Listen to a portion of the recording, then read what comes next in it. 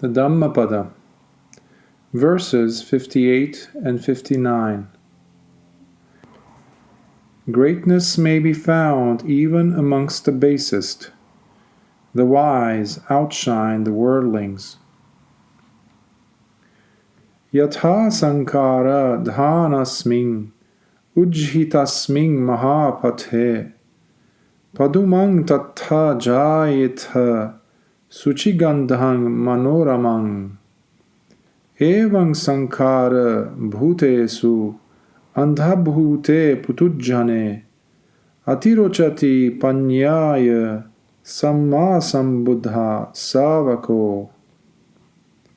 As upon a heap of rubbish thrown on the highway, a sweet-smelling, lovely lotus may grow, even so, amongst worthless being, a disciple of the fully enlightened one outshines the blind and ignorant worldlings in wisdom.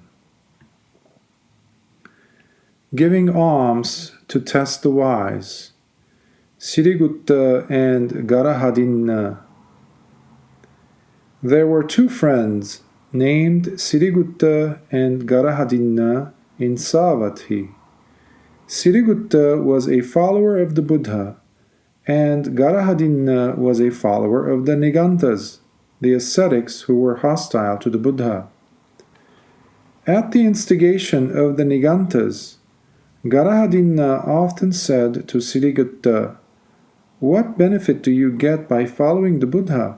Come, be a follower of my teachers." Having been told this many times, Sirigutta said to Garahadinna, "Tell me, what do your teachers know?" To this, Garahadinna replied that his teachers knew everything. With their great power they knew the past, the present, and the future, and also the thoughts of others. So Sirigutta invited the Nigantas to his house for alms food. Sirigutta wanted to find out the truth about the Nigantas, whether they really possessed the power of knowing other people's thoughts, etc. So he made a long, deep trench and filled it up with dirt and filth.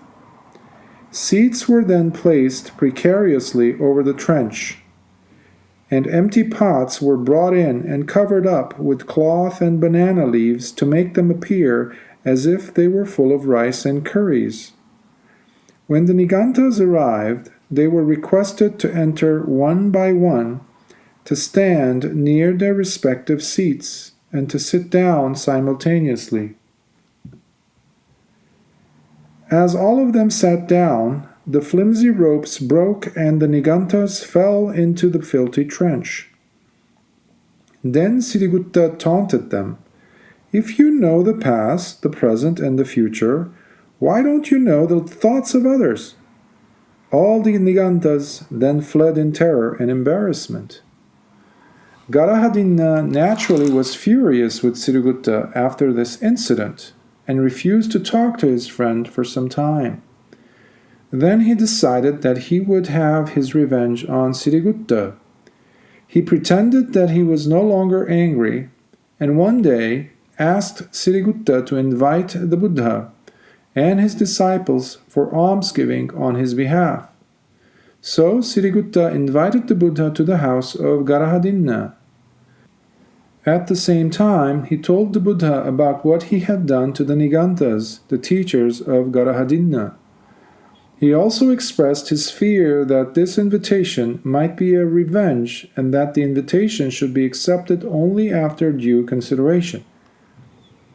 The Buddha, with his supernormal power, knew that this would be the occasion for the two friends to attain the first stage of sainthood, and therefore accepted the invitation. Garahadinna made a trench, filled it with live coals, and covered it with mats. The next day, the Buddha and the bhikkhus went to the house of Garahadinna. When the Buddha stepped on the mat over the trench, the mat and live coals miraculously disappeared. Instead, lotus flowers, each as large as a cartwheel, sprang up for the Buddha and his disciples to sit upon. Seeing this miracle, Garahadinna was very much alarmed, and he said to Sirigutta, "Help me, dear friend. Out of my desire for revenge, I have truly done a great wrong. My bad designs have had no effect at all on your teacher. I have not prepared any food. The pots in my kitchen are all empty. Please help me." Sirigutta then told Garahadinna to go and look in the pots. When Garahadinna found all the pots filled with food, he was astounded, and all at the same time he was very much relieved and very happy. So the food was offered to the Buddha and his disciples.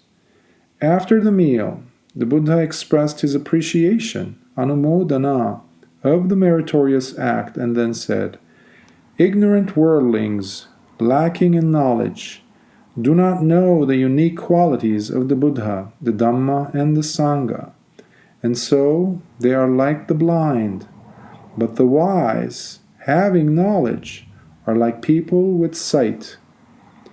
The Buddha expounded the Dhamma in a gradual manner. While listening attentively to the religious discourse, Garahadinna's body was slowly suffused with joy and happiness. At the end of the discourse, both Garahadinna and Sirigutta attained the first stage of sainthood.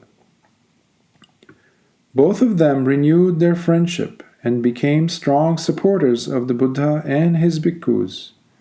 They also donated most of their wealth to the cause of the Buddha Dhamma. Back at the Jetavana monastery, the bhikkhus expressed surprise that lotus flowers sprang up from a trench filled with coals. The Buddha replied that it was not the first time, and in response to their request, he related in detail the Khadirangara Jataka,